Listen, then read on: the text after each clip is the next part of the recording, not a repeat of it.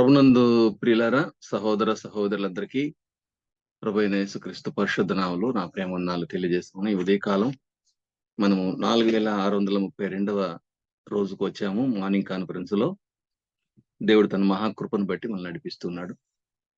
ప్రతి ఉదయము దేవుని వాక్యమును వినడానికి మనల్ని ఇలాగ సహవాసం తీసుకొని వస్తున్న రీతిని బట్టి దేవుని స్తుతిస్తూ ఉన్నాం. మరి ఈ రోజు కార్యక్రమాన్ని మనము ప్రార్థనతో ప్రారంభించుకుందాం. మన మధ్య బ్రదర్ జాన్ పాల్ గారు ఉన్నారు. వారు ప్రార్థన చేసి కూడిక ప్రారంభిస్తారు. సర్వకృపానిధియును శాశ్వత కాలము నుండి శాశ్వత కాలం వరకున్నటువంటి వాడా, సూర్యోదయం మొదలుకొని సూర్యాస్తమయం వరకు స్తుతింపదగినటువంటి మీ నామాన్ని వందనాలు చెల్లిస్తున్నాము నాయన.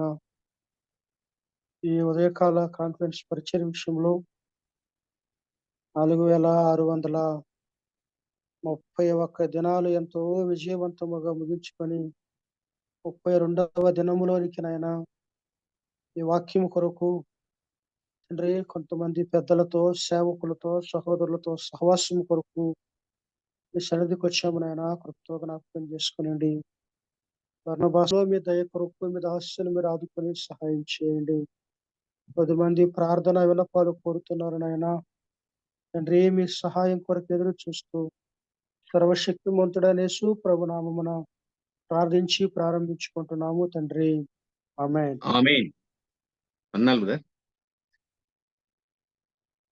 ప్రియులారా, మనము ఇప్పుడు ఒక పాట విందాము. తెలంగాణ నుండి, అలంపూర్ నుండి బ్రదర్ ఆర్ రాజు గారు పాట పాడి వినిపిస్తారు. ఒక పల్లవి 2 చరణాలు పాడవలసిందిగా బ్రదర్ కోరుతున్నాము. ఓకేనా, వందనాలన్నా. అన్నాలు బ్రదర్. అందరికి వందనాలు. జూములో చేరిన సేవకులకు, పెద్దలకు ఈ అవకాశం కల్పించిన దేవుని దాసులు, సేవకులు బర్నబాస్ అన్న గారికి ప్రభువైన యేసుక్రీస్తు నామమున వందనాలు తెలియజేస్తున్నాను. ప్రత్యేకమైన పాట, నీ రక్తధారలే మా జీవనాధారము అనే కీర్తన పాడుకుందాం.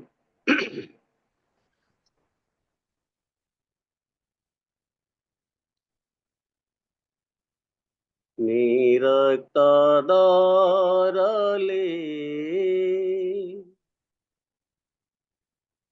మా జీవనాధారము, నీ సిల్వ మార్గమే మా మోక్ష భాగ్యము.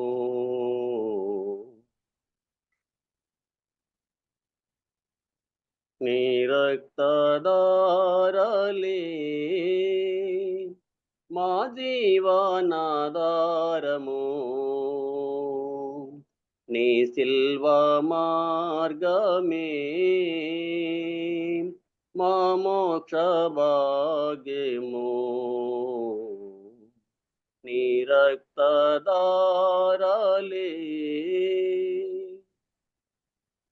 ఓ సిల్వా రాజా, క్రీస్తు రాజా,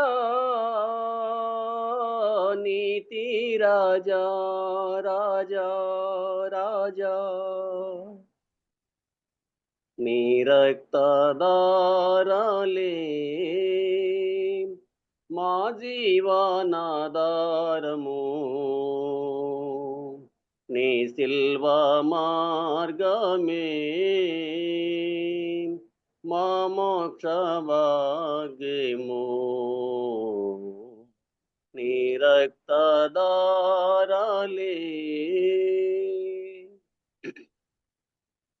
మాలో నా పలికించు జీవన రాగం, నీ అర్థనాదముల్ మాలో నా వెలిగించు జీవన జ్యోతుల్, నీ సిల్వ రూపమే మాలో నా పలికించు జీవన రాగం, నీ అర్థనాదముల్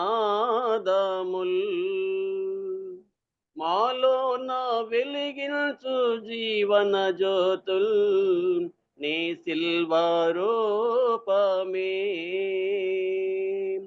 ఓ సిల్వరాజా, క్రీస్తు రాజా, నీతి రాజా, రాజా రాజా, నీ రక్తధారలే మా జీవనాధారము. నీ సిల్వ మార్గమే మా మోక్ష భాగ్యము. నీ రక్తధారలే.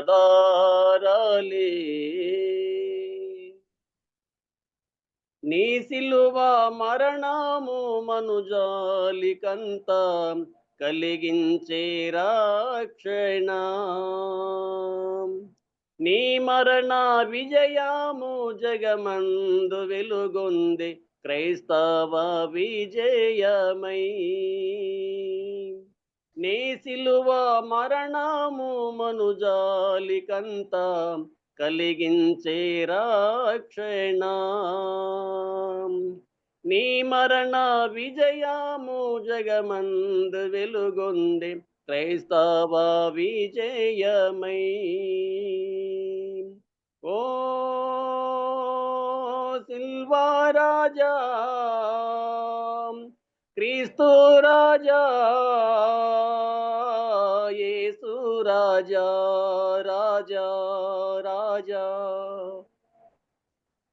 నీ రక్తధారలే మా జీవనాధారము. నీ సిల్వ మార్గమే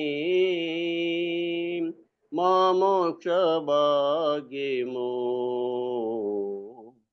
నీ రక్తధారలే.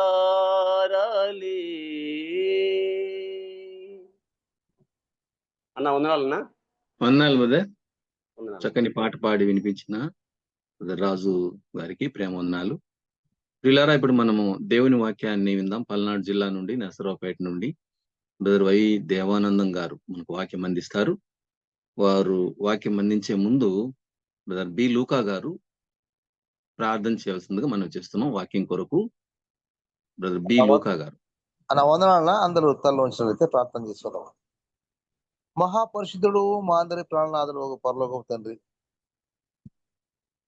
ఈ ఉదయకాలంలో నీ ప్రియబడి మేమందరం ఈ యొక్క జూమ్ యాప్ లో చేరి వచ్చి ప్రభా 4632 రోజు ఈ యొక్క కుడికల్లో మేమందరం చేరి వచ్చి చక్కగా నిన్ను పాటలు పాడి నీ మహిమపరిచి ప్రభా ఇప్పుడు నీ వాక్యం అనుభవిస్తుండగా నీ ప్రియకుమారుడు నీ దాసుడు దేవానందం గారు మాకు వాక్యము విరిచి పంచిపెట్టనుండగా ఆయన నోటికి బూరగాని ఉండి మాకు కావాల్సిన ఆత్మిక సత్యాలు ఒదిగించడంలో నీ కృపాస్తం చాచి నడిపించమని మేము విన్న ఆ వాక్యాలను మా హృదయంలో భద్రపరుచుకుని నీ చిత్త ప్రకారమే బతుకు కావాల్సిన ఇవ్వలు దయచేయమని నీ ప్రియకుమారుడు మా రక్షకుడు యేసుక్రీస్తు నామమున అడిగి వేడుకొనుచున్నాము తండ్రి.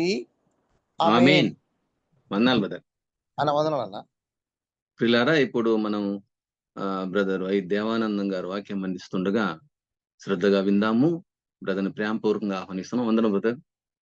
వందనాలు బ్రదర్ రవి మనోహర్ గారు, వందనాలు.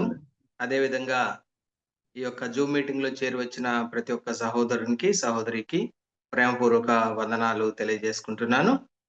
సమయంలో మనం పరిశుద్ధ గ్రంథమైనటువంటి బైబిల్ నుండి దేవుని వాక్యాన్ని చదువుకుందాం. ఆదికాండం గ్రంథం 5వ అధ్యాయం 21 నుండి 24 వచనాలు చదువుకుందాం. 21 నుండి 24.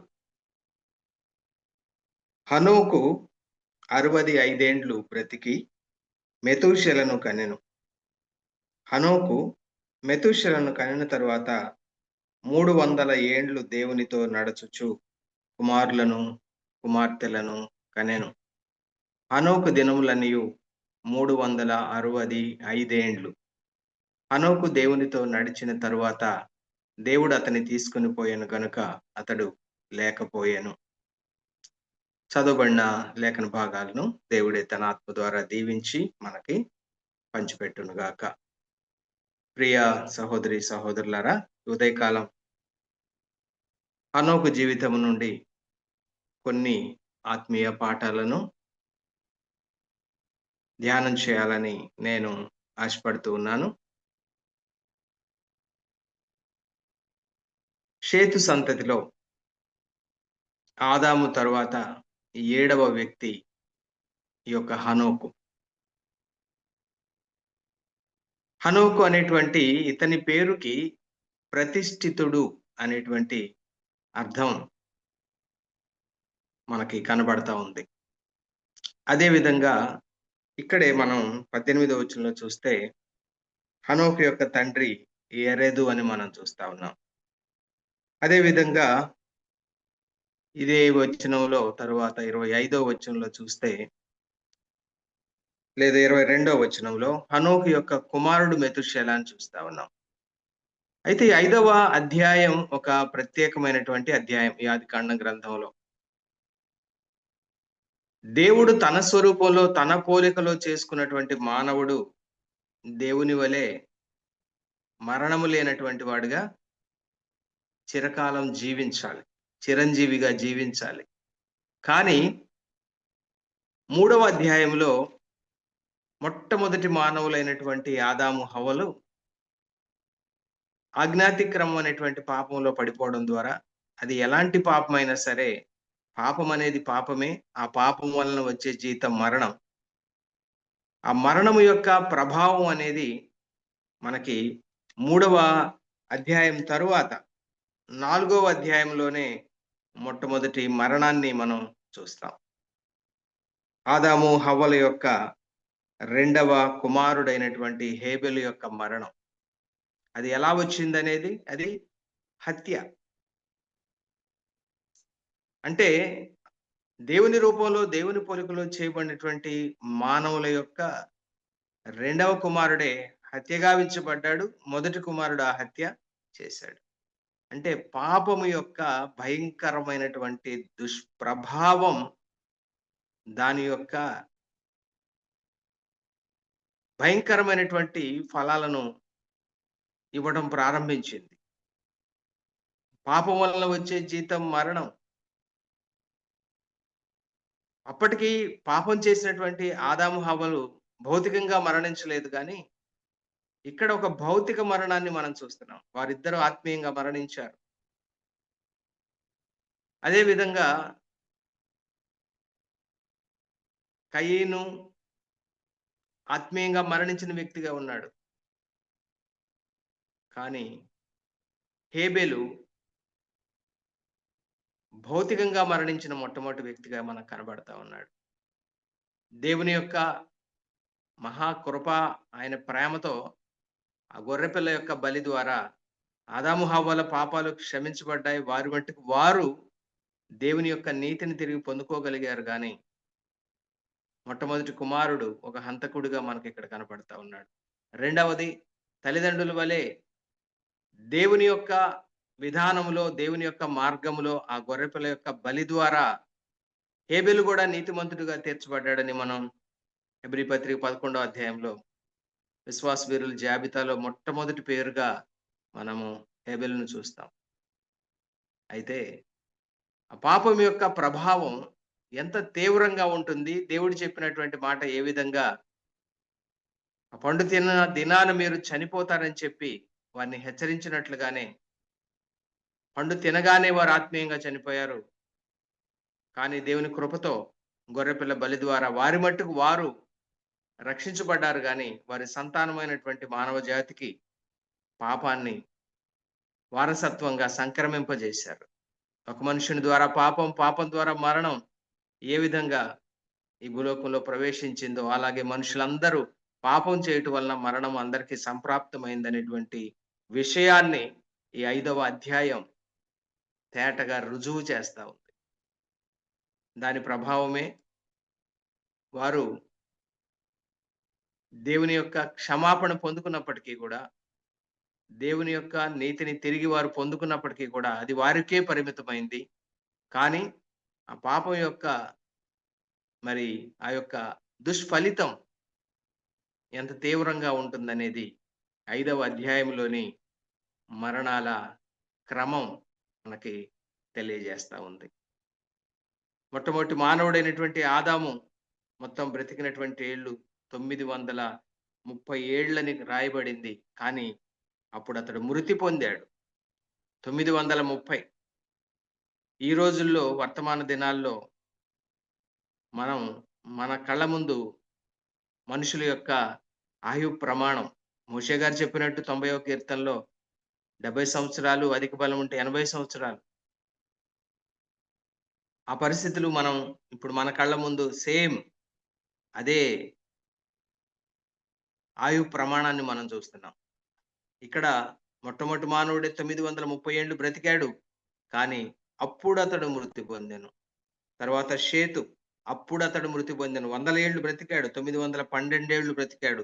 అప్పుడు అతడు మృతి పొందాడు.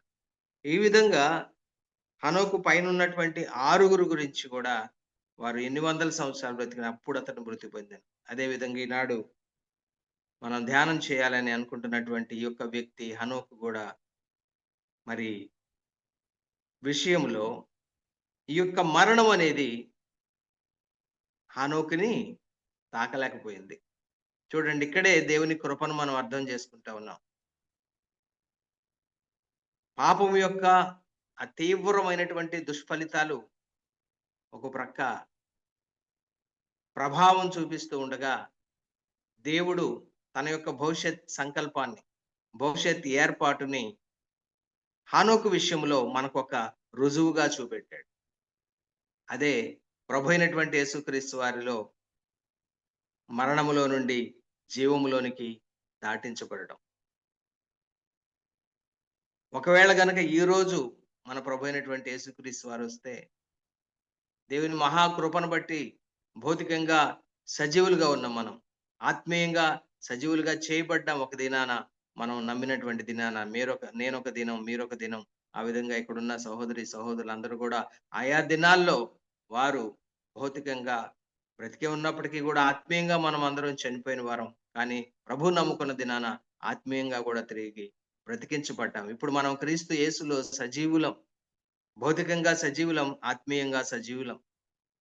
సజీవులు సజీవులే కదా నిన్ను స్తుతించేది అన్నట్లుగా మనము సంఘ సహవాసములో, మనము అపోస్తలుల బోధలో, సహవాసములో, రొట్టె విరవడంలో, ప్రార్థనలో మనం కొనసాగుతూ దేవుని యొక్క ఆ యొక్క కృపను పొందుకున్నటువంటి వారముగా మనం కనబడతా ఉన్నాం. అయితే మనం ఒక దినాన, ఈ క్షణాన మన ప్రభు అయినటువంటి యేసుక్రీస్తు వారు ఆకాశ మండలానికి మన కొరకై వస్తే, అనగా సంఘము కొరకై వస్తే, మనలో ఎవ్వరం కూడా మరణించం. మార్పు పొందుతాం మహిమా దేహాలతో. మనకంటే ముందు చనిపోయి పునరుద్ధానులై మహిమా దేహాలతో తిరిగి లేచిన వారితో కలిసి ఏకముగా ప్రభువుని నేర్చుకోవటానికి మేఘముల మీద ఆకాశ మండలానికి కొనిపోబడతాం. కాగా సదాకాలం ప్రభుతో ఉంటాం.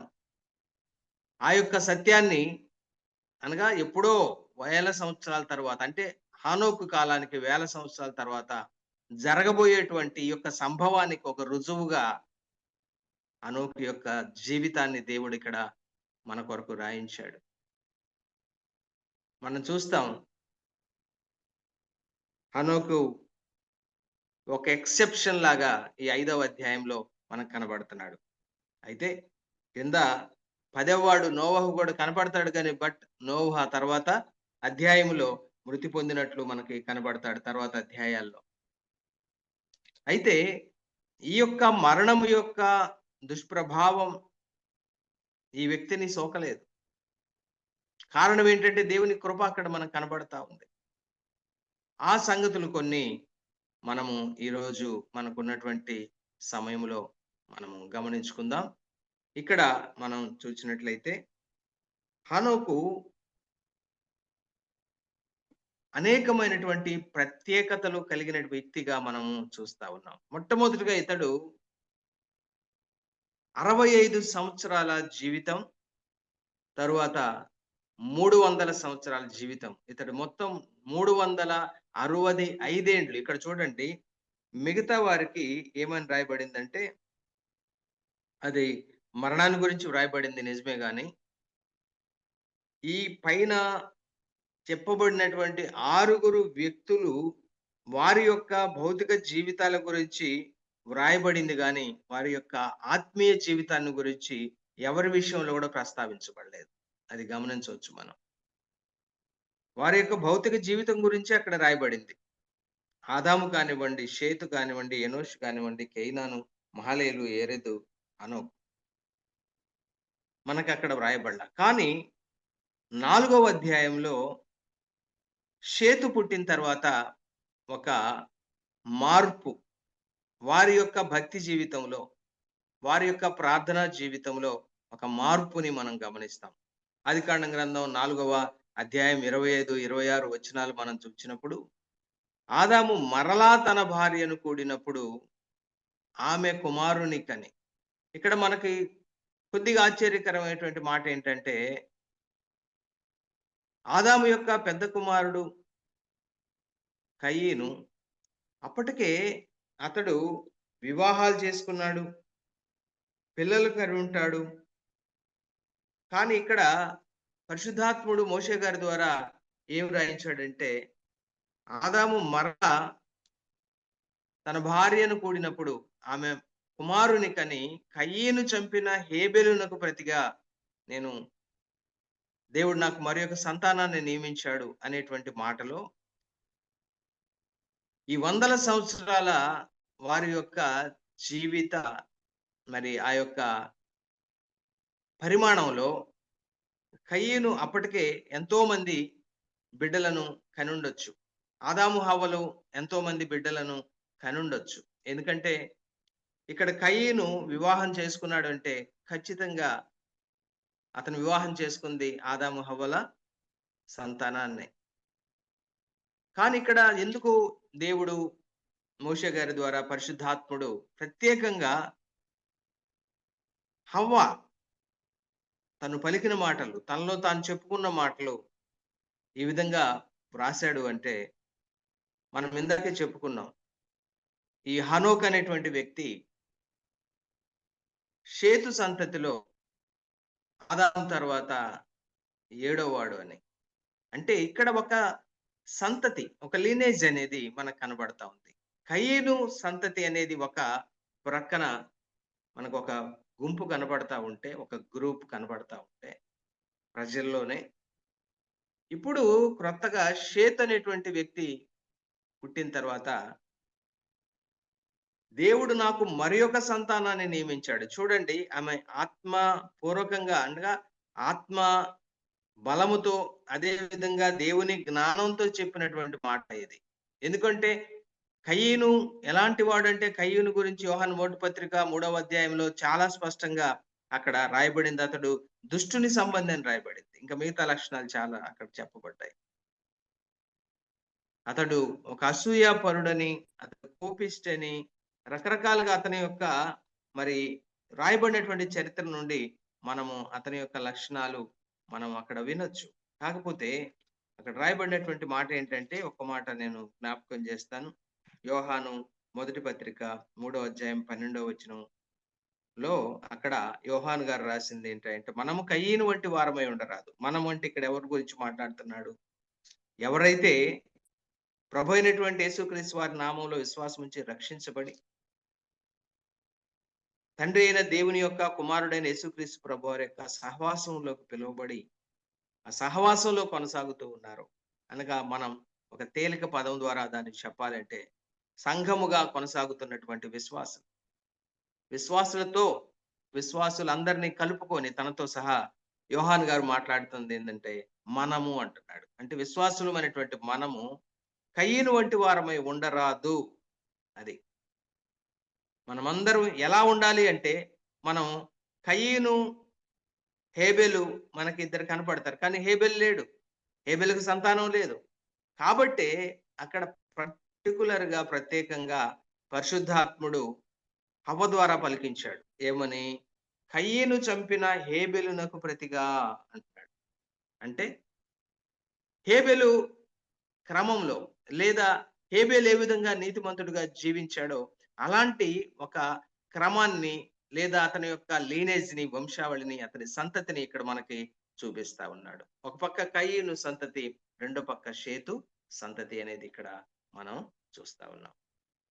అలాగైతే ఈ షేతు సంతతిలో పుట్టినటువంటి హనోకు గురించి మనం మాట్లాడుకుంటూ మనం ఆదికాండం 4:25-26 ఇందాక మనం చదువుకున్నాం. ఏమని? హవ్వ యొక్క మాటలు మనం చదువుకున్నాం. 26వ వచనం చూస్తే, మరియు షేతునకు కూడా కుమారుడు పుట్టెను. షేతునకు పుట్టిన కుమారుడు ఎవరు? ఎనోషు. ఆ ఎనోషు పుట్టిన తర్వాత అప్పుడు యెహోవా నామమున ప్రార్థన చేయుట ప్రారంభమైను.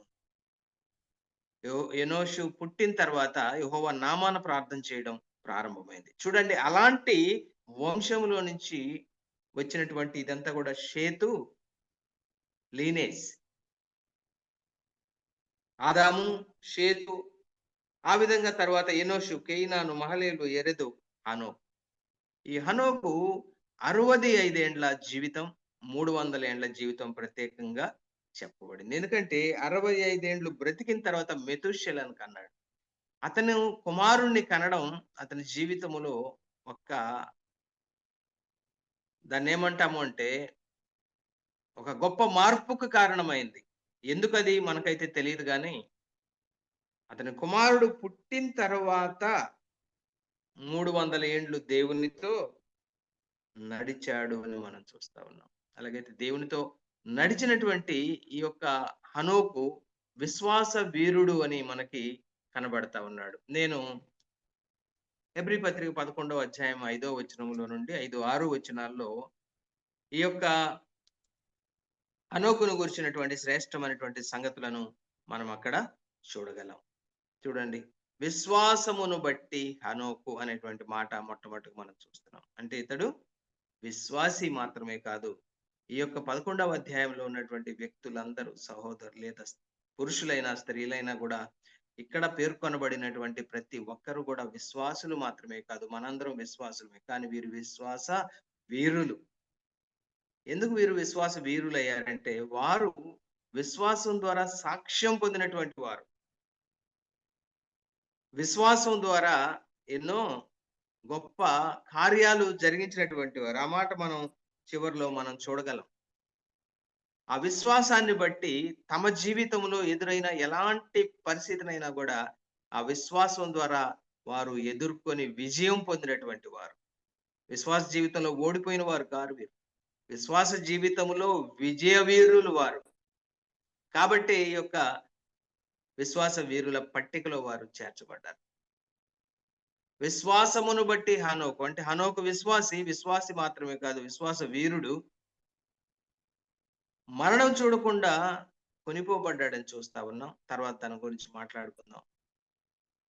అతడు కొనిపోబడక ముందు దేవునికి ఇష్టడుగా జీవించాడని మనం చూస్తున్నాం. దేవునికి ఇష్టడుగా జీవించాడు.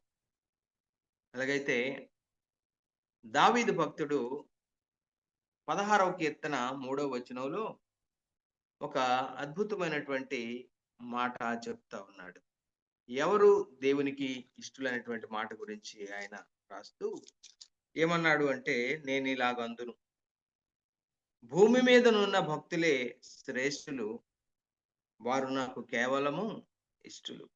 ఇది 2 విధాలుగా మనం చెప్పుకోవచ్చు. ఒకటి, ఇది దావీదు వ్రాసాడు, దావీదు రసిక కావ్యం ఇది.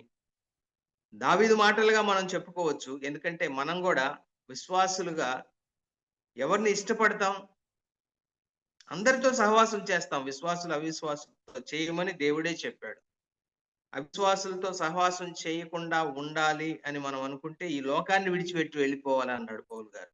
ఎందుకంటే లోకంలో ఉన్నదంతా వారే కాబట్టి మనం తప్పకుండా అవిశ్వాసులతో సహవాసం చేయాలి. వారిని కూడా విశ్వాసులుగా మార్చాలి సువార్త ప్రకటన ద్వారా. రెండవది, మన యొక్క జీవిత విధానాన్ని వారికి చూపించడం ద్వారా, అంటే ప్రత్యేక జీవితాన్ని వారికి చూపించడం ద్వారా. కాబట్టి సహవాసం చేయాలి. అయితే ఇది దేవుడు పలికిన మాటగా మనం భావిస్తే, ఆయన అంటున్నాడు భూమి మీదనున్న, ఈ మాట మనకు కావాలి. అదే దావీదు ఈ మాట పలకలేడు. ఎందుకంటే ఆయన భూమి మీద ఉన్నటువంటి వాడే. కాబట్టి భూమి మీద ఉన్న భక్తులు అనే మాట అక్కడ ఆ పదం వాడబడదు. యెహోవా దేవుని భక్తులే శ్రేష్ఠులు అనేవాడు. వారు నాకు కేవలం ఇష్టలని చెప్పేవాడు. కానీ ఇక్కడ విషయం ఏంటయ్యా అంటే మనం అర్థం చేసుకుంటే మనకు వెల్లడి చేయబడుతున్నటువంటి సత్యం ఏంటంటే దేవుడు మాట్లాడుతున్నాడు దావీదు ద్వారా. ఏమని? భూమి మీదనున్న ఆయన పరలోకంలో ఉన్నాడు. పరలోకం నుండి మాట్లాడుతున్నాడు.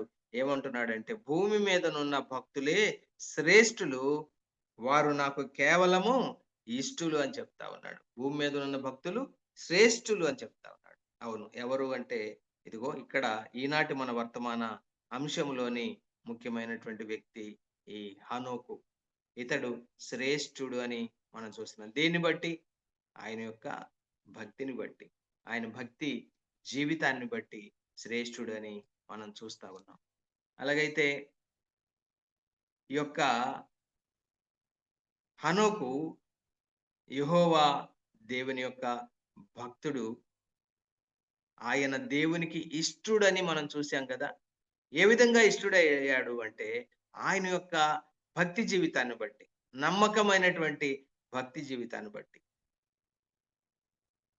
మనం ఇంగ్లీష్ లో చూస్తే హీ ప్లీజ్డ్ గాడ్ అని ఉంటుంది. అంటే దేవుణ్ణి సంతోషపెట్టాడు తన యొక్క భక్తి జీవితంలో ప్రతి అంశాన్ని బట్టి. మనం ఉంటాం, విశ్వాసులమే మనం. కానీ అనేక సార్లు మనకు తెలియకుండానే మనలో ఉన్నటువంటి దేవుని కుమారుని ఆత్మ, పరిశుద్ధాత్మ, ఆదరణకర్తను మనం దుఃఖపెడుతూ ఉంటాం. కాబట్టే ప్రత్యేకంగా ఎఫ్సి పత్రిక 4వ అధ్యాయం 30వ వచనంలో మనందరికీ పౌలు గారు ఆ హెచ్చరిక ఇవ్వాల్సి వచ్చింది. పరిశుద్ధాత్మను దుఃఖపెట్టకుడి. ఎప్పుడు మనలో ఉన్నటువంటి పరిశుద్ధాత్మను దుఃఖపడతాడు? అక్కడే ఎఫ్సి పత్రిక 4:27లో పౌలు గారు చెప్తాడు కదా, అపవాదికి చోటివ్వకుడి. ఎప్పుడైతే అపవాదికి చోటిస్తామో అపవాది కార్యాలు చేస్తాం. ఆ అపవాది కార్యాలు మనలో ఉన్నటువంటి దేవుని కుమారుని యొక్క ఆత్మను దుఃఖపెడతాయి. ఆ విధంగా దేవుని ఆత్మను దుఃఖపెట్టేవారు దేవుణ్ణి సంతోష పెట్టలేరు. ఎందుకు? దుఃఖపడుతున్నాడు. ఆయన మనలో ఉండి దుఃఖపడుతున్నాడు. ఇక సంతోషం ఏది? అలాగైతే ఈ హనోకు దేవుణ్ణి సంతోషపెట్టినటువంటి వాడు, దేవునికి ఇష్టడుగా జీవించిన వాడని మనం చూస్తున్నాం. మొదటిగా ఆయన ఎలా దేవునికి ఇష్టడుగా మారాడంటే ఆయన భక్తి జీవితాన్ని బట్టి, నమ్మకమైనటువంటి భక్తి జీవితాన్ని బట్టి. అదే విధంగా మనందరికీ తెలిసిన మాటే సామెతల గ్రంథం 12వ అధ్యాయం 22వ వచనంలో ఎలా హనోకు దేవునికి ఇష్టడయ్యాడు అని అంటే, సామెతల గ్రంథం 12:22లో నేను చదువుతున్నాను. సత్యవర్తనులు ఆయనకు ఇష్టులని చూస్తాను. సత్యవర్తనులు అంటే సత్యములో ప్రవర్తించేటువంటి వారు, సత్యములో నడిచేటువంటి వారు, సత్యాన్ని జరిగించేవారు, సత్యాన్ని మాట్లాడేవారు. అలాగైతే హనోకు ఎలా దేవునికి ఇష్టడయ్యాడంటే ఇతడు సత్యవర్తనుడు అని మనకి అర్థమవుతా ఉంది. అదే విధంగా అక్కడే 11వ అధ్యాయం 20వ వచనంలో కూడా మనకి ఇతని యొక్క మరి యొక్క ప్రవర్తన, ఇతని భక్తి జీవితంలో మరొక అంశాన్ని, మరొక కోణాన్ని మనం ఇక్కడ చూడొచ్చు. యథార్థముగా ప్రవర్తించువారు ఆయనకి ఇష్టలు. హనోకు దేవునికి ఎందుకు ఇష్టడయ్యాడు? అతడు జీవించినటువంటి ఆ 300 సంవత్సరాల కాలం, దేవునితో నడిచినటువంటి ఆ 300 సంవత్సరాల కాలం అతడు దేవునికి ఇష్టుడని సాక్ష్యం పొందాడు. అంటే ఆయన సత్యవర్తనుడు అని మనం చూస్తా ఉన్నాం. రెండవదిగా అతడు యథార్థముగా ప్రవర్తించినాడు. మొదటగా భక్తుడని చూసాం, నమ్మకమైనటువంటి భక్తి జీవితాన్ని కొనసాగించిన వాడు కాబట్టి ఆయన దేవునికి ఇష్టడయ్యాడు.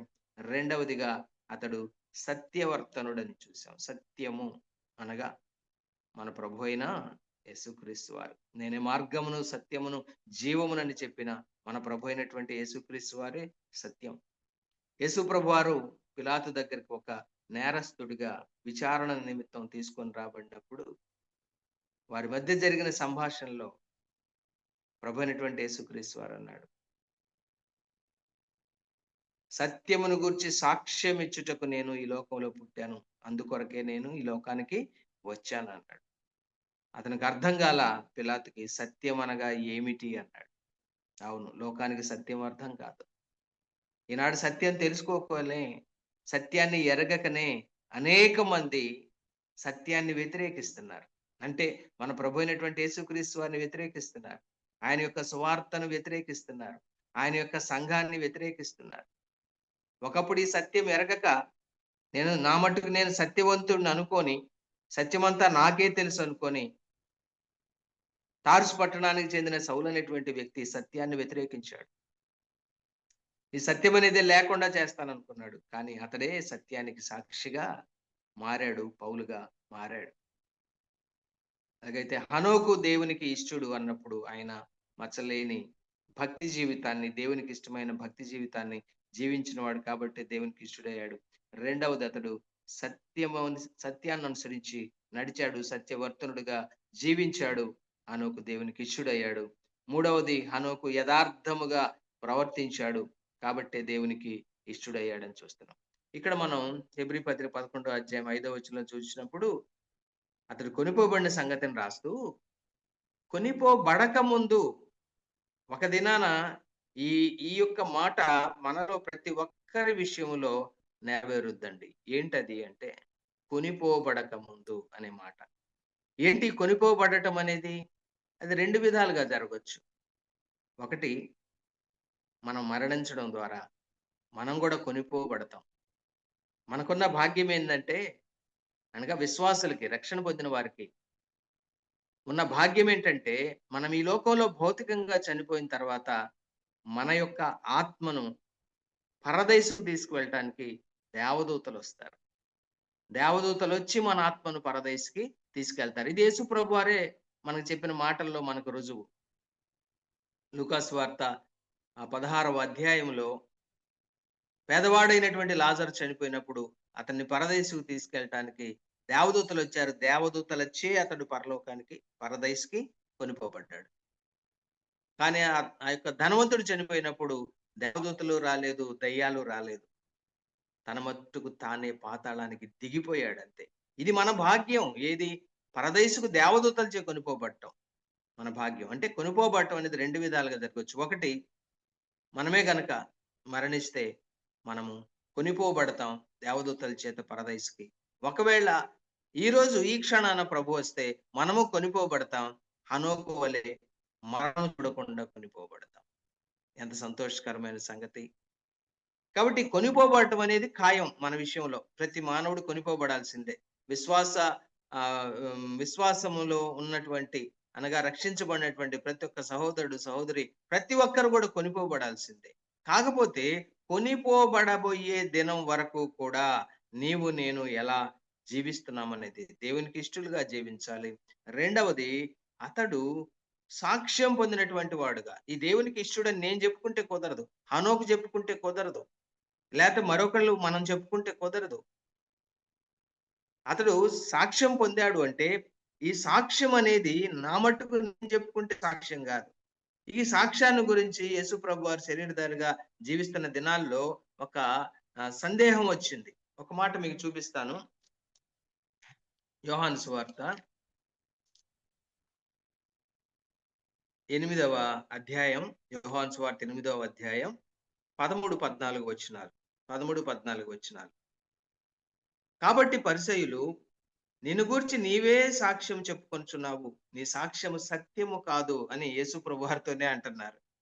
ఇప్పుడు నేను చాలా మంచివాడిని నా గురించి నేను చెప్పుకున్నాను అనుకోండి, అసలు అది సత్యమే కాదు.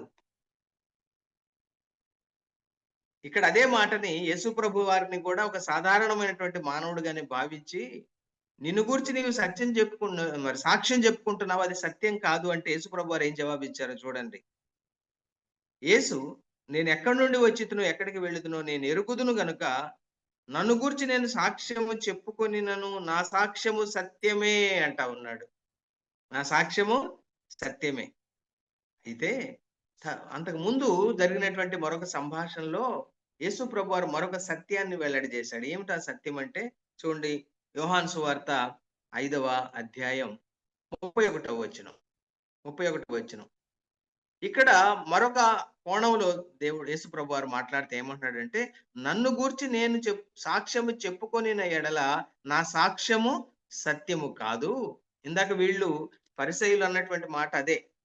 నిన్ను గురించి నువ్వు సాక్ష్యం చెప్పుకుంటున్నావు, నీ సాక్ష్యం ఎలా సత్యం అవుద్ది, అది సత్యం కాదు అని వాళ్ళతో అంటే, ప్రభువారు అంటున్నాడు, నా గురించి నేను సాక్ష్యం చెప్పుకున్నా కూడా అది సత్యం అన్నాడు. ఆ కారణం ఏంటనేది ఇక్కడ చెప్తున్నాడు.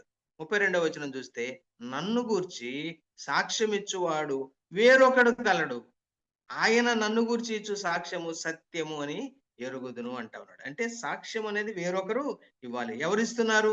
యేసు ప్రభువాని గురించి సాక్ష్యం పరలోకం నుండి తండ్రి అయిన దేవుడు ఇచ్చాడు. ఇదిగో ఈయన నా ప్రియ కుమారుడు, ఈయన యందు నేను ఆనందిస్తూ ఉన్నానని. అదే విధంగా పరిశుద్ధాత్ముడు సాక్ష్యం ఇస్తా ఉన్నాడు. ప్రభు అయినటువంటి యేసుక్రీస్తు వారి యొక్క జీవితాన్ని గురించి సాక్ష్యం. తండ్రి నేను ఏకమై ఉన్నాం కాబట్టి మా సాక్ష్యం సత్యమే అంటాడు. ఎందుకు? యేసు ప్రభు వారి గురించి మరొకరు సాక్ష్యం ఇస్తా ఉన్నారు. అలానే మన జీవితం విషయంలో కూడా, మన యొక్క వ్యక్తిగత సాక్ష్యం విషయంలో కూడా మనకు మనం చెప్పుకోవడం కాదు, కానీ మనము ఇతరుల ద్వారా సాక్ష్యాన్ని మనం కలిగిన వారంగా ఈ లోకంలో మన విశ్వాస జీవితాన్ని కొనసాగించాలి. అంటే హనోకు సాక్ష్యం కలిగినటువంటి జీవితాన్ని జీవించాడని మనం చూస్తున్నాం.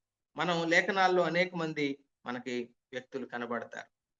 ఇక్కడ యేసు ప్రభు వారు ఈ 5వ అధ్యాయంలో యోహాను సువార్తలో మాట్లాడుతూ ఏమన్నాడు అంటే, యోహాను సాక్ష్యం కంటే నాకు ఎక్కువైన సాక్ష్యం కలదు. అంటే సాక్ష్యం కలిగిన మరొక వ్యక్తి ఇక్కడ కనపడతా ఉన్నాడు. అతడే బాప్తిస్వం ఇచ్చేటువంటి యోహాను, సాక్ష్యము కలిగినటువంటి వ్యక్తి అని మనం చూస్తా ఉన్నాం. ప్రభువే చెప్తున్నాడు అతనికి సాక్ష్యం ఉంది. అతడు ఎలాంటి వాడు అంటే, అతడు మండుచు ప్రకాశించుచున్న దీపం. చూడండి, యేసు ప్రభు వారు సాక్ష్యం ఇస్తున్నాడు. మనం కూడా ఒకప్పుడు ఆరిపోయిన దీపాలమే, కానీ దేవుని మహాకృపతో యేసు ప్రభు వారు నమ్ముకున్న దినాన మన ఆత్మదీపాలు వెలిగించబడ్డాయి. అయితే మండుతూ ప్రకాశిస్తున్నామా? ఇది మనకు మనం వేసుకోవాల్సిన ప్రశ్న. అంటే సాక్ష్యం కలిగి ఉంటున్నామా? అయితే ఇక్కడ యేసు ప్రభు వారు అంటున్నాడు, యోహాను సాక్ష్యము కంటే నాకు ఎక్కువైన సాక్ష్యము కలదు. అంటే సాక్ష్యము కలిగినటువంటి యేసు ప్రభు వారిని ఇక్కడ చూస్తున్నాం. ఎవరు ఇస్తున్నారు సాక్ష్యం? చూడండి, ముగ్గురు ఇస్తున్నారు. ఎవరు అంటే, నేను నెరవేర్చుటకై తండ్రి ఏ క్రియలను నాకు ఇచ్చి ఉన్నాడో ఆ క్రియలు నా గురించి సాక్ష్యం ఇస్తా ఉన్నాయి అంటున్నాడు. అదే విధంగా నన్ను పంపిన తండ్రియే నాకు సాక్ష్యం ఇస్తున్నాడు అని చెప్తున్నాడు.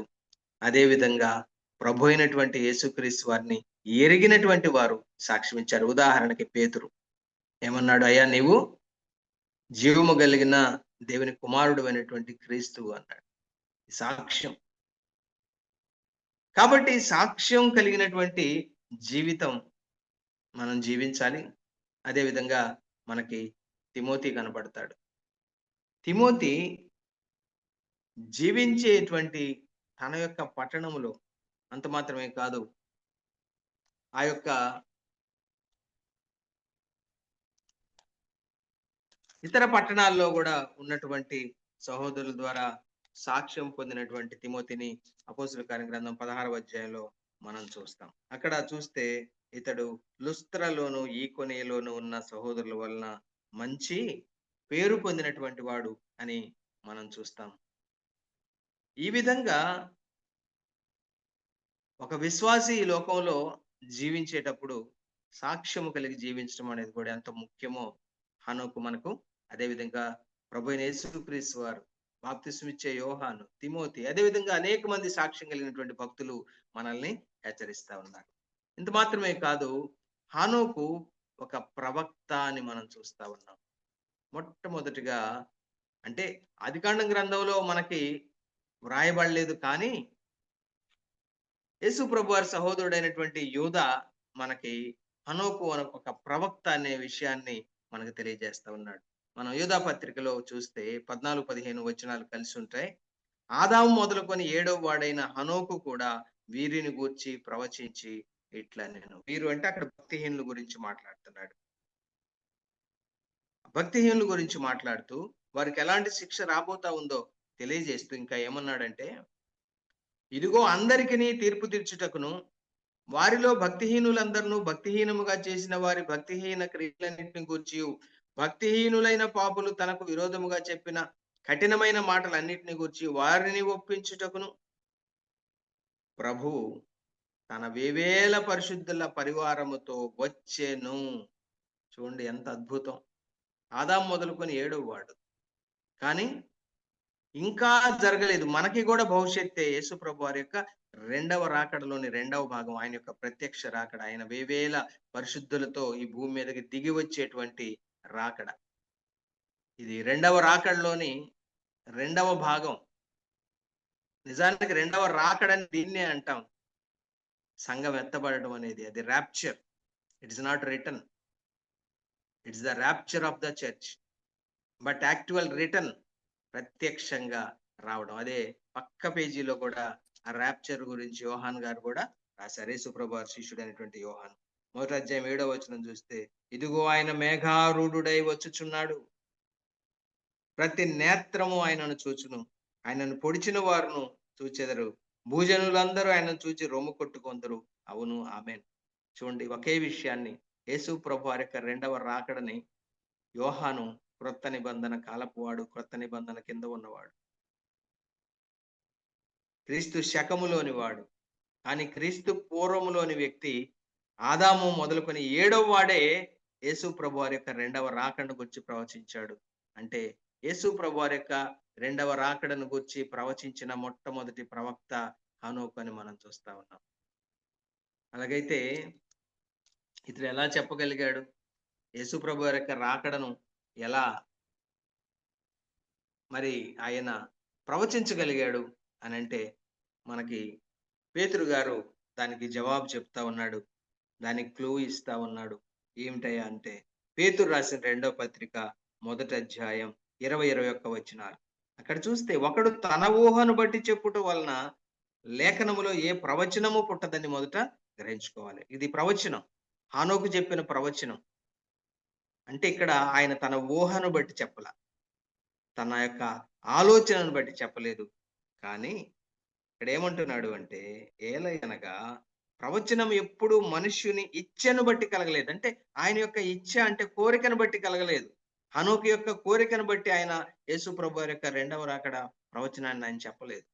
కానీ మనుష్యులు, హనోకు కూడా మనిషే, ఈ హానోకు పరిశుద్ధాత్మ వలన ప్రేరేపింపబడి దేవుని మూలంగా పలికాడు. ఈ హనోకు పరిశుద్ధాత్మ వలన ప్రేరేపించబడి దేవుని మూలంగా పలికాడు. దేవుడే తన కుమారుని యొక్క ఆ రెండవ రాకడను హనోకుకు చూపించాడు. ఎందుకంటే ఏమన్నాడు? ఆయన వచ్చెను అన్నాడు. చూడండి, చాలా స్పష్టంగా ప్రభు తన వేవేల పరిశుద్ధుల పరివారంతో వచ్చెను అంటున్నాడు.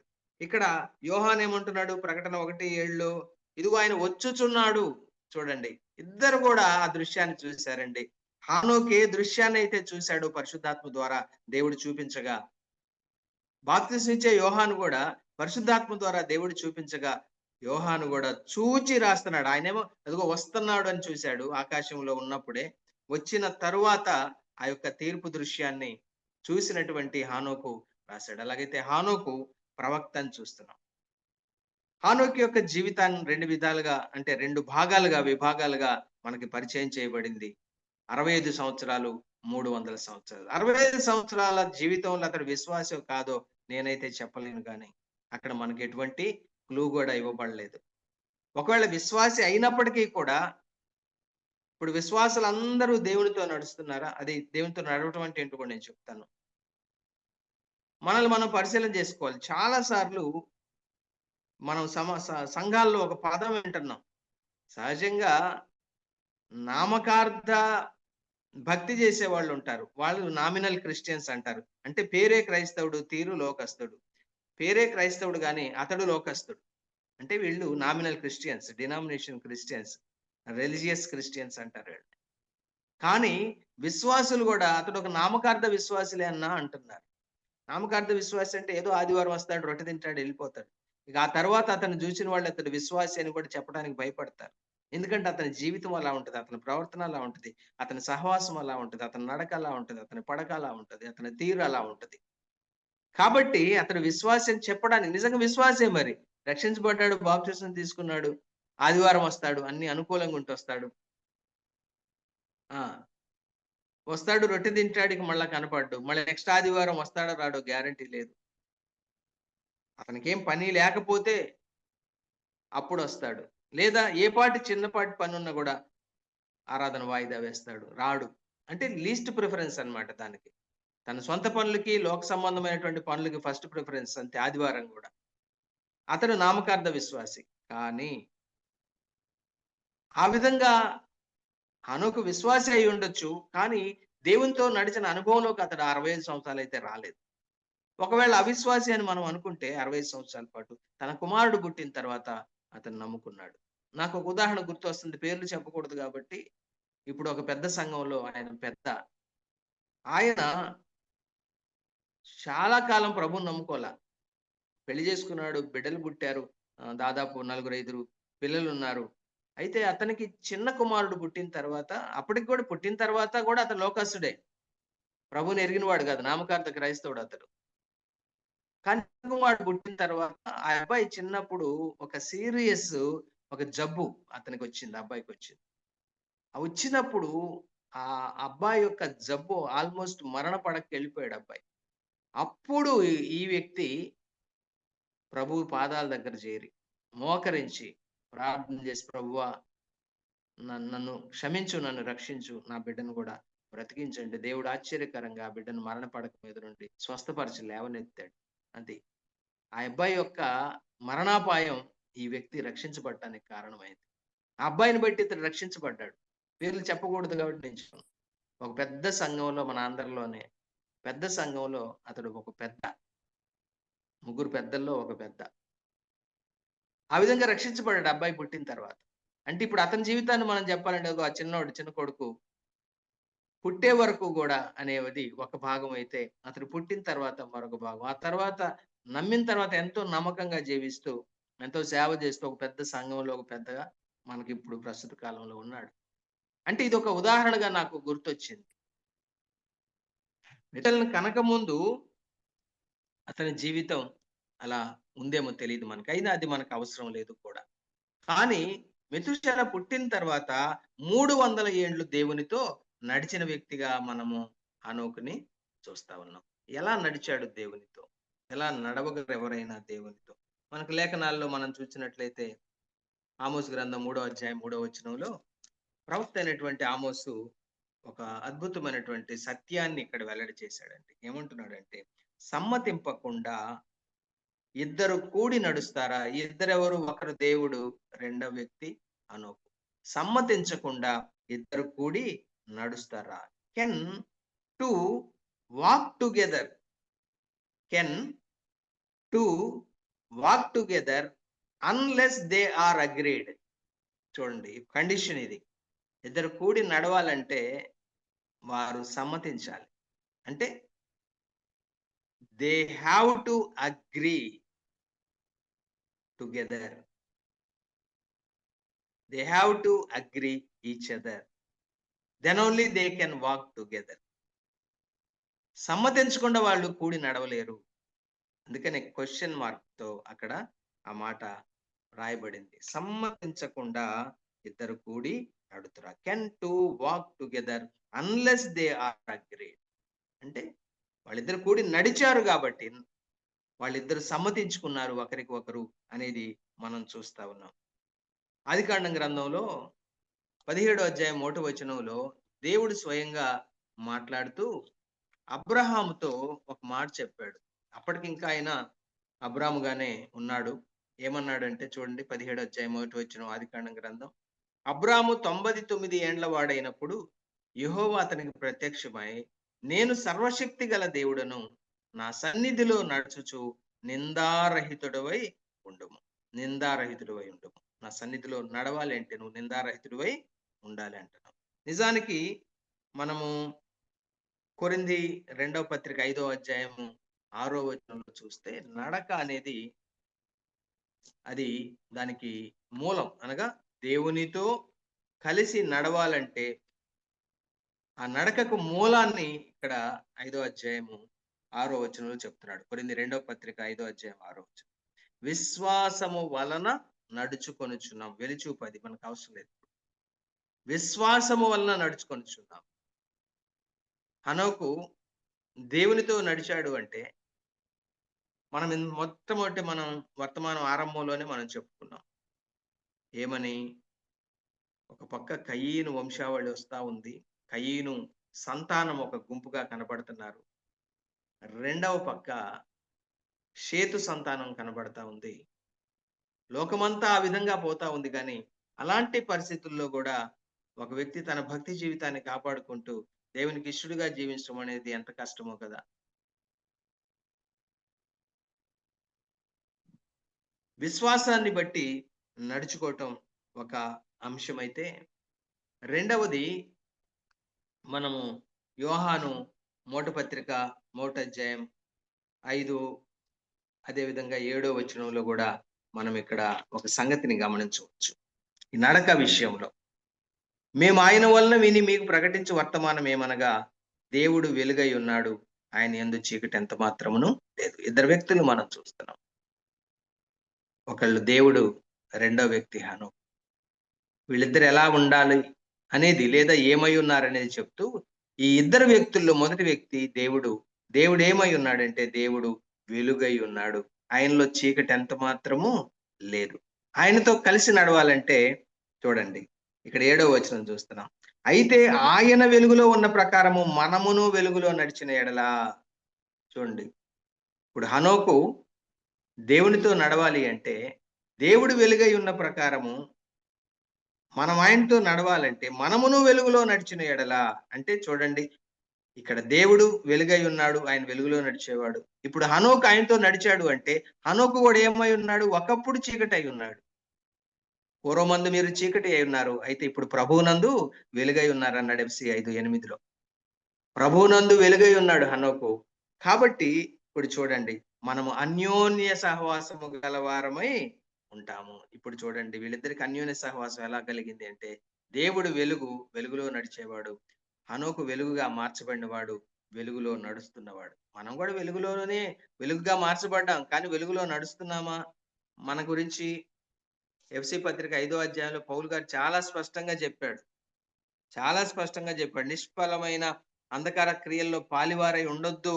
అంటే పాలివారై ఉంటున్నారు కొంతమంది వెలిగించబడిన తర్వాత కూడా. అంత మాత్రమే కాదు, వెలుగు సంబంధుల వలె నడుచుకోండి.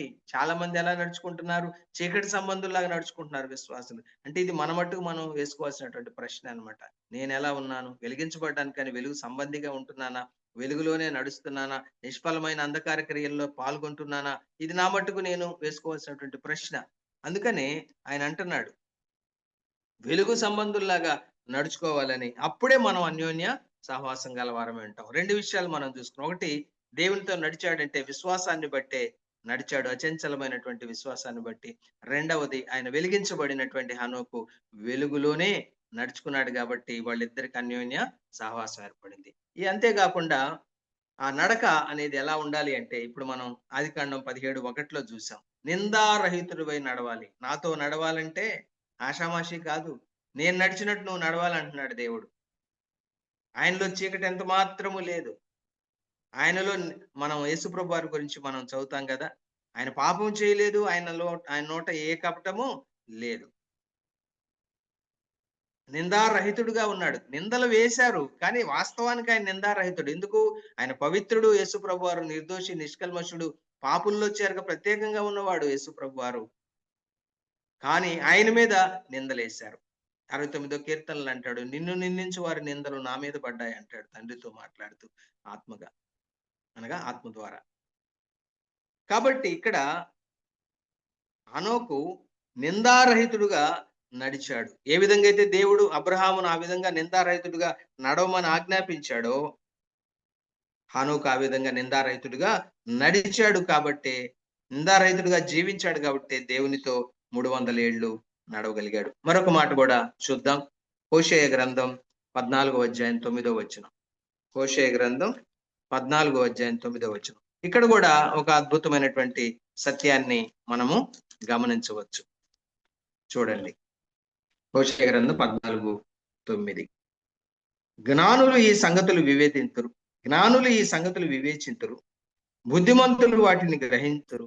ఏలయనగా యెహోవా మార్గములు చక్కనివి, నీతిమంతులు దానిని అనుసరించి నడుచుకుందురు. కానీ తిరుగుబాటు చేయవారి దారికి అది అడ్డము కనుక వారు తొట్టిల్లుదురు. చక్కగా నడిచాడు 300 ఏళ్ళు హనోకు, దేవునితో. ఎందుకంటే మార్గాలు ఎలాంటివంటే అవి చక్కనివని చూస్తున్నాం. నీతిమంతులు దానిని అనుసరించి నడుచుకుంటారు. అంటే నోవహు యెహోవా దేవుని యొక్క చక్కని మార్గాల్లో నడుచుకోగలిగాడు అంటే దేవుడు అతనికి ఆపాదించిన నీతిని బట్టి, ఆ నీతిని ఆయన దానికి ఉన్నటువంటి విలువను గ్రహించి ఏనాడు అనీతిమంతుడిగా జీవించలేదు, కానీ నీతిమంతుడుగా, నిందారహితుడుగా, విశ్వాసముతో ఆయన వెలుగులో నడుచుకున్నాడు. కాబట్టే దేవునితో హానోకు 300 ఏండ్లు అన్యోన్య సహవాసంతో నడిచాడు అని మనం చూస్తున్నాం. అలాగైతే మరొక మాట ఆదికాండం గ్రంథంలో మనం చూద్దాం. హనోకు గురించి చెప్పబడినటువంటి మాట 22వ వచనం. హనోకు మెతూషెలను కనిన తర్వాత 300 ఏండ్లు బ్రతికి హనోకు మెతూషెలను కనిన తర్వాత 300 ఏండ్లు దేవునితో నడుచుచు ఏం చేశాడయ్యా అంటే కుమారులను కుమార్తెలను కన్నాడు. ఇక్కడ మనం గమనించినట్లయితే భౌతికంగా కుమారులు కుమార్తెలు కనే ఉంటాడు, ఎందుకంటే ఆ తర్వాత 300 ఏండ్లు బ్రతికాడు కాబట్టి. అయితే ఇక్కడ మనం భౌతికమైనటువంటి అర్థంలో కాకుండా ఆత్మీయమైనటువంటి అర్థంలో మనం తీసుకున్నట్లయితే దానికి ఏంటయ్యా రుజువు అంటే ఒక మాట మీకు జ్ఞాపకం చేస్తాను. మలాకీ గ్రంథం 2వ అధ్యాయం 5-6 వచనాలు. 2వ అధ్యాయం 5-6 వచనాలు మలాకీ. నేను చేసిన నిబంధన వారి జీవమునకును సమాధానమునకును కారణమాయను. భయభక్తులు పుట్టించుటకై నేను వాటిని వారికి ఇచ్చితిని కనుక వారు నాయందు భయభక్తులు కలిగి నా నామము విషయంలో భయము గలవారై. చూడండి, భయభక్తులతో కూడినటువంటి జీవితం. చాలాసార్లు మనలో భక్తి ఉంటుంది కానీ భయం ఉండదు. ఈ హనోకులో భయము భక్తి రెండు ఉన్నట్లు మనం లేఖనాలను బట్టి అర్థం చేసుకోగలం. ఇప్పుడు 6వ వచనం మనకు చాలా ముఖ్యమైనటువంటి మాట. సత్యము గల ధర్మశాస్త్రము బోధించుచు. హనోకు ప్రవక్త అని మనం చూసాం. 300 ఏండ్లు దేవునితో నడుస్తూ అతడు దేవుడు తనకు నేర్పినటువంటి దేవుని యొక్క ధర్మశాస్త్రాన్ని, దేవుని యొక్క సత్యాన్ని, దేవుని యొక్క వాక్యాన్ని బోధించకుండా ఉన్నాడు అని మనం చెప్పలేం. బోధించాడు. ఆయన యొక్క సత్యవాక్యాన్ని హనోకు బోధించాడు. ప్రవచించాడంటే ఖచ్చితంగా బోధించాడు. ఆ బోధించినటువంటి వ్యక్తి దుర్బోధనే మాత్రం చేయక, ఎందుకు మొదటి నుండి కూడా దుర్బోధలు ఉన్నాయి. ఎక్కడ ప్రారంభమైంది దుర్బోధ? ఆదికాండము ఏదెను వనములోనే అపవాది ద్వారా దుర్బోధ ప్రారంభమైంది. దేవుని సత్యానికి అసత్యం, దేవుని సత్యానికి వ్యతిరేకమైనటువంటి ఆ వాక్యం ఆదికాండం ఏదెను వనములోనే ప్రారంభమైతే మరి హనోకు కాలంలో దుర్బోధ ఉండదా? ఉంది. కానీ హనోకు ఏనాడు దుర్బోధ చేసిన వాడు కాదు, కానీ దేవుని యొక్క సత్యము కలిగినటువంటి ధర్మశాస్త్రాన్ని బోధిస్తూ దుర్బోధన ఏమాత్రం చేయక సమాధానమును బట్టి, యథార్థతను బట్టి నన్ను అనుసరించి నడుచుకొని వారై. చూడండి, యథార్థత ఇందాక మనం జ్ఞాపకం చేసుకున్నాం. సత్యాన్ని అనుసరించి నడిచిన హనోకును మనం జ్ఞాపకం చేసుకున్నాం. నడుచుకొని వారై దోషము నుండి అనేకులను త్రిప్పిరి. చూడండి, దోషము నుండి అనేకులను త్రిప్పిరి అంటే ఈ యొక్క హనోకు సువార్తను ప్రకటించి, దేవుని సత్యవాక్యాన్ని ప్రకటించి అనేకులను దోషము నుండి త్రిప్పాడంట. అంటే అనేకులను రక్షణలోకి నడిపాడు. దాన్నే కుమారులు కుమార్తెలను కనడం అంటాం కదా. మనం చూస్తే దానియేలు గ్రంథంలో నీతి మార్గమును అనుసరించి 12వ అధ్యాయం 13వ వచనం చూస్తాం. నీతి మార్గమును అనుసరించి నడుచుకున్నట్లు ఎవరు అనేకులను త్రిప్పుదురో వారు నక్షత్రముల వలె నిరంతరము ప్రకాశించెదరు అనేటువంటి మాట మనం అక్కడ చూస్తాం. నక్షత్రముల వలె నిరంతరం ప్రకాశించదు. నీతి మార్గం అనుసరించి నడుచుకున్నట్లు ఎవరు అనేకులను త్రిప్పుదురో. ఒకప్పుడు వారు అవినీతి, అనీతి, పాప మార్గంలో జీవిస్తున్న వారికి ప్రభు అయినటువంటి యేసుక్రీస్తు వారి యొక్క రక్షణ సువార్త వినిపించి వారిని త్రిప్పారు. మతంలోకి కాదు సుమా, ఒక మతం నుండి మరొక మతంలోకి కాదు. అదిగో అవినీతి, అనీతి, పాప మార్గంలో నుండి నీతి మార్గంలో అనుసరించి నడుచుకునేటట్లుగా నీతి మార్గంలోకి త్రిప్పారు. వారు నక్షత్రాల వలె నిరంతరం ప్రకాశిస్తారు. ఆ విధంగా మనం మన పరిభాషలో, వాడుక భాషలో చెప్పుకోవాలంటే అనేక మందికి పాపములో జీవిస్తున్న వారికి సువార్త ప్రకటించి వారిని ప్రభువులోకి త్రిప్పారు అని మనం చెప్పొచ్చు. మనం కొరింథీ మొదటి పత్రికలో పౌలు గారి యొక్క వ్యక్తిగత సాక్ష్యాన్ని మనం చూద్దాం. చూడండి 4వ అధ్యాయం 15-16 వచనాలు. కొరింథీయులతో మాట్లాడుతూ, ఆ విశ్వాసులతో మాట్లాడుతూ పౌలు గారు అన్నమాట, క్రీస్తునందు మీకు ఉపదేశకులు 10,000 మంది ఉన్నను, తండ్రులు అనేకులు లేరు. క్రీస్తు యేసునందు సువార్త ద్వారా నేను మిమ్మును కంటిని. క్రీస్తు యేసునందు సువార్త ద్వారా నేను మిమ్మును కంటిని. ఇక్కడ కూడా హనోకు విషయంలో ఆయన కుమారులను కుమార్తెలను కన్నాడు అంటే ఆయన సువార్త ప్రకటించి క్రీస్తు యేసునందు సువార్త ద్వారా హానోకు కుమారులను కుమార్తెలను కనెను. క్రీస్తు యేసు నామం ఆయనకు తెలియకపోవచ్చు, కానీ యెహోవా దేవుని ద్వారా ఆ సత్యవాక్యాన్ని, సత్య సువార్తను వారికి ప్రకటించి ఆయన కుమారులను కన్నాడు, కుమార్తెలను కన్నాడు. అంటే సహోదరులకు, అంటే పురుషులకు సువార్త ప్రకటించి, స్త్రీలకు సువార్త ప్రకటించి వారు ప్రభువుని నమ్ముకునేటట్లుగా ఆ యొక్క మార్గంలోకి వారిని నడిపాడు. వారు ప్రభువుని నమ్ముకొని సహోదరులు అనగా కుమారులు అయ్యారు దేవునికి, కుమార్తెలు అయ్యారు దేవునికి. ఆ విధంగా హానోకు యొక్క భక్తి జీవితాన్ని మనం గమనించుకున్నట్లయితే ఆ విధంగా ఎంతకాలం నడిచాడు అనేది మనం చూస్తే 300 సంవత్సరాలు నడిచాడు. 300 సంవత్సరాలు నడిచిన తర్వాత జరిగినటువంటి అద్భుతం ఏందయ్యా అంటే కని విని ఎరుగని అద్భుతం. ఎందుకంటే ఆదికాండం గ్రంథంలో 5వ అధ్యాయంలో ఎన్ని వందల సంవత్సరాలు బ్రతికినా ఆఖరికి 969 సంవత్సరాలు, అందరికంటే ఎక్కువ కాలం బ్రతికాడు ఈ యొక్క హనోకు యొక్క కుమారుడు. 969 సంవత్సరాలు బ్రతికాడు. కానీ అప్పుడు అతడు మృతి పొందినని రాయబడింది. కానీ హనోకు విషయంలో మాత్రము హనోకు దినములన్నీ 360 ఏండ్లు. హనోకు దేవునితో నడిచిన తర్వాత దేవుడు అతన్ని తీసుకొని పోయాను గనుక అతడు లేకపోయాను. ఇక్కడ తీసుకొని పోవటం అనే మాట మోషే రాశాడు. అదే విధంగా అపోస్తలుడైనటువంటి పౌలు గారు కూడా హనోకు విషయంలో వాడినటువంటి ఆ పదాన్ని మనం చూసినట్లయితే హెబ్రీ 11:5లో మనం చూస్తే విశ్వాసమును బట్టి హనోకు మరణము చూడకుండాన్నట్లు కొనిపోబడింది. అంటే ఇక మరణం అనేది హనోకు విషయంలో ఓడిపోయింది. విశ్వాసుల విషయంలో యేసు ప్రభు వారి యొక్క ఆ యొక్క రెండవ రాకడలోని మొదటి భాగం, ఆ రహస్య రాకడలో ప్రభువారు మధ్యాకాశానికి వచ్చి ఆ యొక్క ఆకాశ మండలానికి వచ్చినప్పుడు ఆనాడు సజీవులుగా ఉన్న వారు ఎవ్వరు కూడా మరణం చూడరు. మొదటి మరణానికి కూడా వారి మీద అధికారం ఉండదు. ఎందుకంటే ఈ యొక్క మంటి శరీరాలు మహిమా శరీరాలుగా మార్చబడి ఈ యొక్క ప్రకృతి సంబంధమైన శరీరాలు ఆత్మ సంబంధమైన శరీరాలుగా మార్చబడి వారు ప్రభు దగ్గరికి కొనిపోబడతారు. అదే మాట మన విషయంలో నెరవేరుద్దని నేను వర్తమానం మొదట్లోనే నేను చెప్పాను. చూడండి, కొనిపోబడక ముందు అతడు మరణం చూడకుండాన్నట్లు కొనిపోబడ్డాను. కొనిపోబడక ముందు అతని జీవితం ఎలా ఉందనేది మనం చూసాం. 65 సంవత్సరాలు అతని యొక్క కుమారుడు మెతుషెల పుట్టక ముందు అతని జీవితం ఎలా ఉందనేది చూసాం. పుట్టిన తర్వాత 300 ఏళ్ళు హనోకు జీవితం ఎలా ఉందనేది చూసాం. ఈ 300 ఏళ్ళు గడిచిన తర్వాత ప్రతి దినము దేవునితో నడుస్తున్నాడు. ఒకవేళ దేవుడు అన్నాడేమో, హనోకు ఇక నీ ఇంటికి ఏం వెళ్తావు, మన ఇంటికి వెళ్దాం పద, నా ఇంటికి రా, నువ్వు అక్కడ శాశ్వతంగా మనం కలిసి అన్యోన్య సహవాసంతో మనం జీవించవచ్చని హనోకుని తనతో పాటు దేవుడు తీసుకొని వెళ్ళిపోయాడు.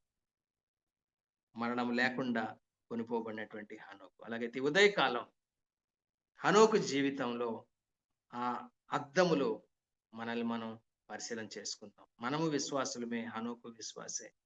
అయితే అతడు దేవునితో కలిసి నడిచాడు 300 ఏళ్ళు. మనం దేవునితో నడుస్తున్నామా? దేవునితో కలిసి నడవాలంటే కండిషన్స్ మనం చూసాం. ఎలా ఉండాలి మన జీవితం, అప్పుడు మాత్రమే దేవునితో మనం నడవగలం. సాక్ష్యం పొందినటువంటి హనోకు అని మనం చూసాం.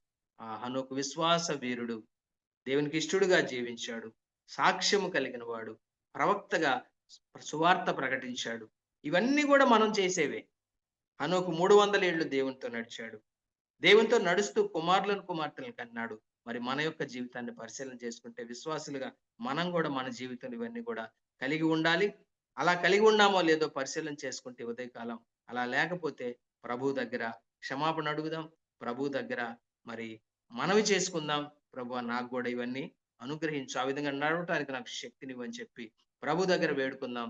అలాగ చేయటానికి పరిశుద్ధాత్మ దేవుడు మనందరికీ తగిన సహాయం దయచేయును గాక. దేవుడు తన మాటలను దీవించును గాక. ఆమేన్.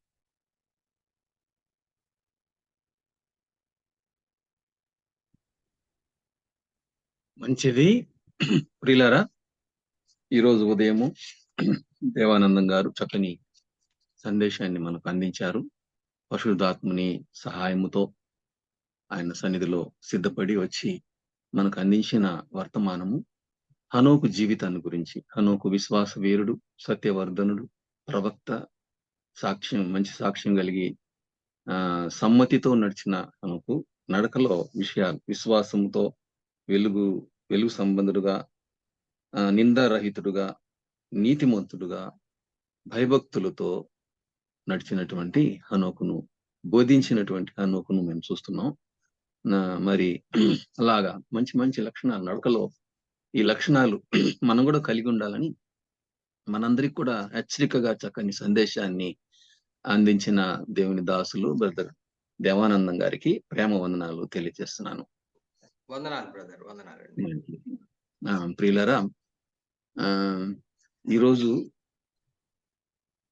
ప్రార్థన చేసిన బ్రదర్ జాన్పాల్ గారు, పాట పాడిన బ్రదర్ రాజు గారు కొరకు మరి ప్రభు సన్నిధిలో స్తుతులు చెల్లిస్తూ దేవుని స్తుతిస్తున్నాము.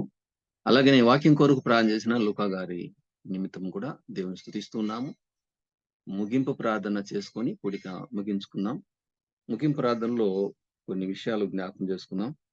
మరి రాజు గారి ఆరోగ్యం కొరకు ప్రార్థన చేద్దాం. మరి రైచూర్లో హొసూర్ మత్తయ్య, బ్రదర్ మత్తయ్య వారి సతీమణి ప్రేమమ్మ కొరకు ప్రార్థన చేద్దాం. హార్ట్ లో స్టంట్ వేశారని తెలిపారు. ఈ రెండు విషయాలు కూడా మనము జ్ఞాపకం చేసుకుందాం. ముగింపు ప్రార్థన బ్రదర్ దేవదానం గారు ప్రార్థన చేస్తారు. మా నాన్న కొరకు కూడా ప్రార్థన చేద్దాం. సిస్టర్ మణిమాల వాళ్ళ నాన్న కొరకు కూడా ప్రార్థన చేద్దాం. పొన్నుస్వామి గారు ఈ విషయాలు కూడా జ్ఞాపకం చేస్తాం.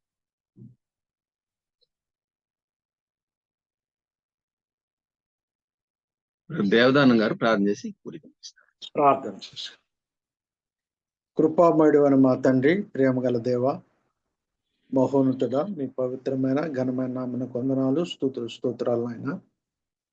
మీ కృపను బట్టి 4632వ దినంలో ప్రవేశపెట్టి చక్కని ప్రభు హెచ్చరికలు మా జీవితాల్లో అనుగ్రహించిన విధానాన్ని బట్టి వందనాలు. ప్రభా, మీ దాసులు బర్నబాస్ గారు ఇట్టి కార్యాన్ని కొనసాగించడానికి మీరు ఇచ్చిన ఆ కృపను బట్టి వందనాలు. వారిని, వారి కుటుంబాన్ని దీవించండి. అలాగే దినమన పోస్ట్గా మీ దాసులు రవి మనోహర్ గారిని పెట్టుకొని అధ్యక్షులుగా ఉంచి చక్కగా నడిపించారు. మీ స్తోత్రాలు. మరి విశేషంగా చక్కని వర్తమానం అందించిన మీ దాసులు దేవానంద్ గారిని బట్టి కూడా వందనాలు. పాటలు పాడిన వారిని, ప్రార్థించిన వారిని కూడా దీవించండి, ఆశీర్వదించండి. మరి విశేషంగా హనోకు జీవితమును మా ఎదుటికి తీసుకుని వచ్చి ఆయన అందరికంటే తక్కువగా జీవించి ఎక్కువగా మీతో నడిచి ప్రభా తండ్రి అనేక విషయాల్లో మా మాదిరిగా ఉన్నందుకు వందనాలు చెల్లిస్తున్నాం. ఆయన పేరుకు తగ్గట్టుగా ప్రతిష్ఠుడిగా ఆయన కార్యాలన్నీ కూడా చక్కగా ఉండగలిగినందున మీకు స్తోత్రాలు. మరి మీ దాసులు సేవ చేస్తున్న ప్రతి వారిని మీ చేతుల్లో అప్పగించుకుంటుండగా ప్రభా తండ్రి వారు బలమైన ప్రభా సాధనములుగా వాడబడినట్టు ఆత్మతో నింపి బలపరిచి వారిని వాడుకొనమని కూడా ప్రార్థిస్తున్నాం. ఇంతవరకు మీరు చేసిన ప్రతి మేలుకి స్తుతులు చెల్లిస్తూ చేరి వచ్చిన ప్రతి వారిని కూడా మీ చేతులకు అప్పుడు సహాయం చేయమని, ఇంతవరకు మీరు మాతో వందనాలు చెల్లిస్తూ ఈ దినదీవులతో కూడా నింపమని మా ప్రభువును మా రక్షకుడైన యేసుక్రీస్తు పరిశుద్ధ నామమున స్తోత్రం చెల్లించి వేడుకొని ప్రార్థన చేస్తున్నాము తండ్రి. ఆమేన్. వందనాలు బ్రదర్ దేవదానం గారికి ప్రేమ వందనాలు. ప్రియులారా, 4632వ రోజు కూడికను నడిపించడానికి నాకు అవకాశం ఇచ్చినటువంటి బ్రదర్ బర్నబాస్ కి వందనాలు చెబుతూ అప్పగిస్తున్నాను. వారి సమయాన్ని కొన్ని సూచనలతో ముగించి ముందుకు సాగు.